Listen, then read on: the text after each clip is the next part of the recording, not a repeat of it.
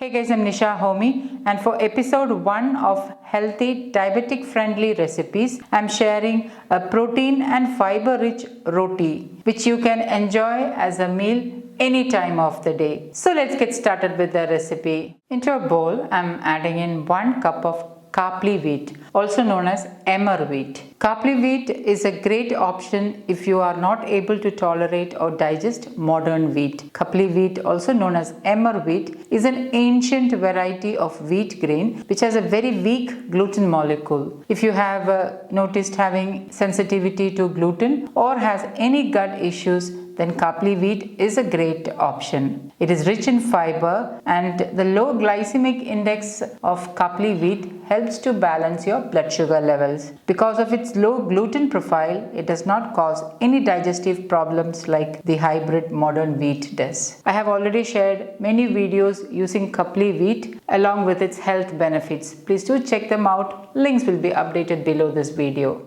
Into this, I'm adding in half onion chopped, 1 green chilli finely chopped. Green chilli you can increase or decrease as per your taste. For added protein and fiber, I'm adding in 1 cup of mung sprouts. I have already shared how to sprout at home. Links will be updated below this video. Please do check it out. 2 tablespoons finely chopped coriander leaves, 1/3 teaspoon freshly ground black pepper powder, 1/4 teaspoon turmeric powder, 1/4 teaspoon ajwain, also known as carom seeds. I'm lightly crushing the ajwain with my palm and adding it in. Crushing like this will help to release the flavors. Half teaspoon sea salt or as needed. And I'm giving this all a good mix. Once mixed, I'm adding in 1/4 cup water, little by little. So I added 1/4 cup of water, and at this stage, the dough is spreadable consistency. That is, you can spread it like this with the thumb.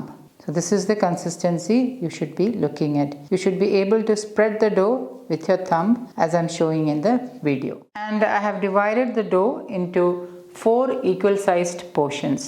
Note that Khapli wheat or emmer wheat has a very low glycemic index. Because of its high fiber, it will help to keep you feel fuller for a longer time. To make this quick roti, I'll be showing you 2 methods. For the first method, before heating up the tawa, add in about half teaspoon of any wood pressed oil of your choice. Today I'm using groundnut oil, and with my hand I'm spreading the oil all over the tawa. Instead of wood pressed groundnut oil, you can use A2 desi ghee as well. So I'm basically coating the tawa with wood pressed oil, and then place a portion of the dough in the middle, and with my fingers I'm spreading it into a round roti. If at all the dough is sticking to your fingers, make sure you wet the fingers and then spread it into a round roti. Lastly, just level the top, and now turn on the flame. Drizzle in half teaspoon wood pressed groundnut oil, cover and let it get cooked. 2 minutes later, open the lid and carefully flip it over and allow that side to get cooked. Note that I'm using a well seasoned cast iron tawa, hence it does not stick to the tawa. So make sure you are using a well seasoned cast iron tawa.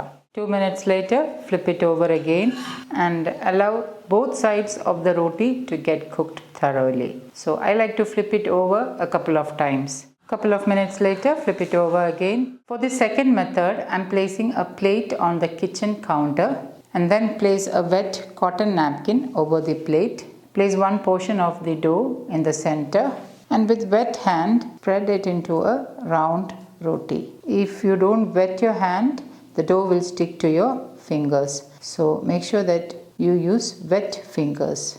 Spread it out as thinly as possible into a round roti. And once it has been spread into a round roti with wet fingers, level the top and place it roti side down on the hot tawa. Let it stay for a couple of seconds and then carefully remove the wet cotton napkin.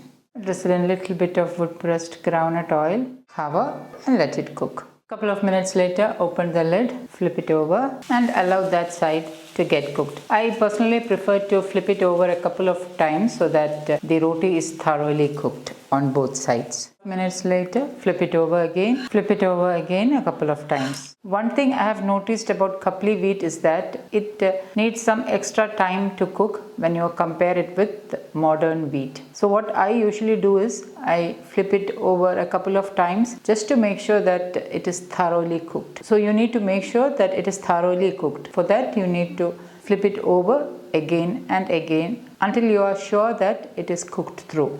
Once both sides are done, remove to a plate. And my super healthy, diabetic friendly roti is ready to serve. Once cooled down, this roti is very soft, hence it's ideal to carry as a lunchbox meal. You can enjoy this roti with the pickle or any side dish of your choice. So guys, do try this healthy roti with the Khapli wheat and let me know in the comments how it turned out. Thank you for watching and until next time, take care. Bye-bye.